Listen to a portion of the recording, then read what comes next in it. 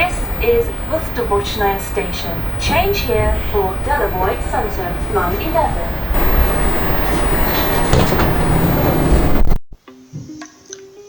السلام عليكم. حاجة كنت حابب أعملها من فترة وكنت متردد أبدأها، وهي إني أخوض تجربة الديلي فلوج كل يوم لمدة محددة 15 يوم أو شهر مثلا. كنت متردد فيها لأن في العموم التصوير والمونتاج بياخدوا مجهود كبير جدا، ده غير إيجاد أفكار جديدة باستمرار كل يوم، أمر مش سهل. السلام عليكم. دلوقتي احنا هنروح على اطول ابراج هنا في موسكو. المكان ده بيسموه موسكو سيتي او بالروسي موسكوا سيتي. اول ما بتطلع من محطة المترو بتلاقي نفسك جوه، وعلى طول احنا جوه المركز نفسه. يعني المكان هنا اول مرة جه، ففي هنا زي متحف للمترو، يعني زي مترو مصغر اللي هو ممكن الاطفال يدخلوا جوه المترو دوت ويجربوا ان هم يقعدوا مكان السواق، يجربوا يعني روح اللي هو انت تدخل جوه المترو، بس هو مترو مش حقيقي، يعني زي ما تقول ان هو نموذج بس مصغر عشان الاطفال تلعب جوه. فاحنا هندخله ان شاء الله بعد ما هناخد جولة هنا باذن الله. لكم أن تتخيلوا إن أوقات الفلوج بياخد مني 12 ساعة مونتاج في أحيان كتير. المونتاج مش مجرد قص الفيديوهات وتجميعها بس، ده يعتبر مرحلة أولى من المونتاج. بعدها بتشوف التأثيرات اللي هتضيفها والسلو موشن والبحث عن الميوزك المناسبة للفلوج، وأوقات بتستعين بفيديوهات خارجية من فيلم مثلا عشان تاخد منه لقطة تخدم فكرة الفيديو. في الوقت ده بتكون انت في حالة عصر لأفكارك عشان تطلع أحسن ما عندك. اللي فات ده كانت حلويات شرقية، الناس اللي هم من الاتحاد السوفيتي القديم يعني بيشتغلوا فيه، بس هم مش روس طبعا. على اليمين اهوت المفروض ان الحتة زجاجية، فلو انت ماشي هنا بالنهار ممكن تاخد بالك من نهر موسكو تحتينا. يعني دلوقتي ممكن لو جيت بكرة ان شاء الله هصور بالنهار، بس هو شكله دلوقتي مش باين قوي، بس برضه هصوره. واللي كان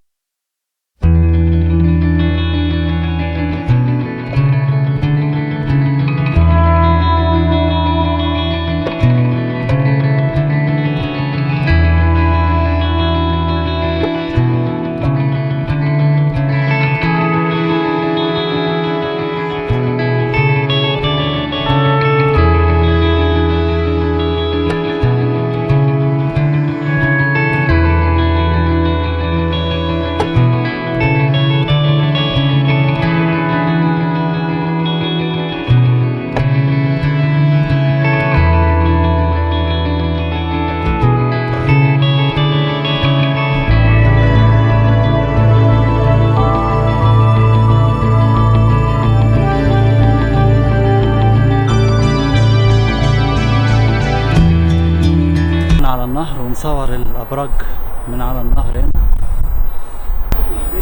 طبعا انا كده جنب خلاص موسكو سيتي. المفروض ان انا خلاص طلعت من المول. لقيت اني لو اخدت خطوة الديلي فلوج هتكون نافع من كل النواحي. انا هكسر كل السلبيات اللي فاتت وهوجد لها حلول، واقدر اعرض لكم محتوى كافي على القناة، فبالتالي ربما يستفيد عدد اكبر منكم. بس يا رب الفلوجز ما تطلعش عبارة عن فيديوهات ملهاش معنى، يعني تكون مجرد تصوير وحد بيقول اي كلام واي مونتاج وخلاص. دي الحاجة اللي مش عايزها تحصل. عشان كده هتلاقيني باستمرار هحاول انك تخرج بحاجة من اي فلوج انزله. وعشان النقطة دي بالذات انا مش هعمل ديلي فلوج قوي بالمعنى المتعارف عليه، انا هعمل فلوج يوم بعد يوم عشان بقدر الامكان يكون في وقت نعمل حاجة مقبولة. طبعا كل الناس هنا، كل اللي واقفين دول بس واقفين عشان ياخدوا صورة، وبعد ما بياخدوا الصورة طبعا بيقفوا شوية يعني يستمتعوا بالمنظر. انا خدت الصورة هي دلوقتي وقعدت 10 دقايق عشان اخد الصورة اظبطها في الضلمة ديت، بس يعني الحمد لله خدت الصورة اظن انها حلوة يعني.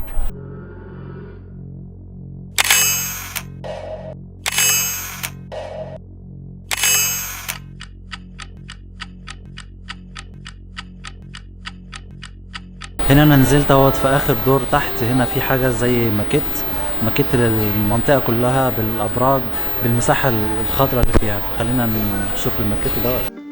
وما خبيش عليكم، انا الفلوجات اللي بعملها دي غير اني بستمتع بيها جدا اثناء تصويرها ومونتاجها، الا انها برضو بتصلح حاجات في شخصيتي انا بسعى لتغييرها، زي ان انا في الاساس من زمان كنت حد انطوائي جدا، ما بحبش اتكلم كتير او اختلط كتير بالناس، وده اثر على حاجات كتير في حياتي. طبعا انا دلوقتي مش كده، بس اكيد لسه في بقايا من ضياء بتاع زمان. طبعا في كام حد قاعد كده ان هم يعني في جو هادي وبعيد عن الناس خالص. اكيد انا هاجي بكره تاني عشان في النهار، دلوقتي في حاجات كتير قوي مش ظاهره يعني، فاكيد ان شاء الله بكره هاجي نصور بالنهار، ودلوقتي برضه هحاول اصور اللي اقدر عليه.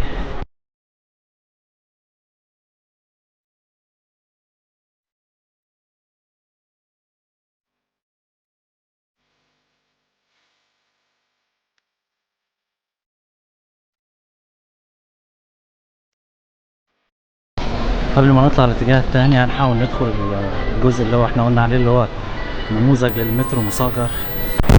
هو المكان الناحية التانية اهوت، بس انا مش شايف ولا حد هناك، مفيش ولا واحد تاني، مفيش ولا واحد هناك، فدي معناه ممكن يكون مش شغالين دلوقتي. خلينا برضه هنروح ونسأل.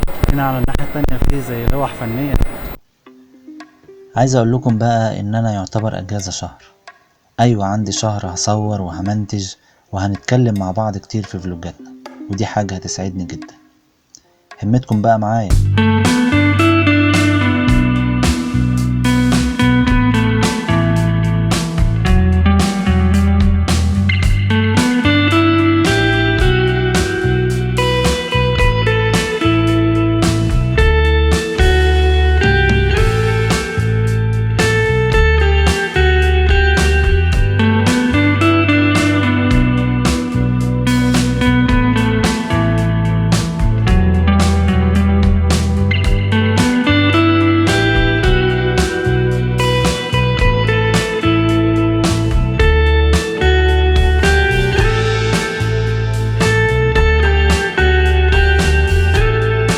وهنيجي هنا بإذن الله نصور أكتر ونعمل حاجة حلوة بإذن الله.